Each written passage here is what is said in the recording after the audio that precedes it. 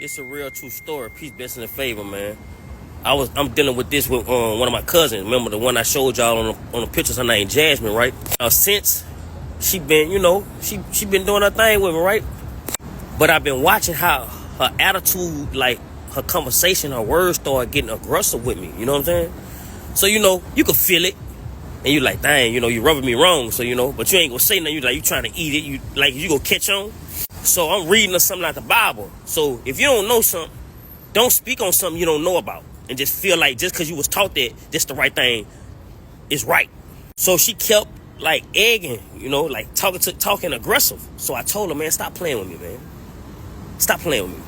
We go kill it right now. I'm not the one. You feel me? I love you, so respect me because I respect you. Don't feel just because you could do something for me or I'm in this situation, you can handle me in any type of way. I'm not that type of individual just because I'm humble. No. So I know she see this.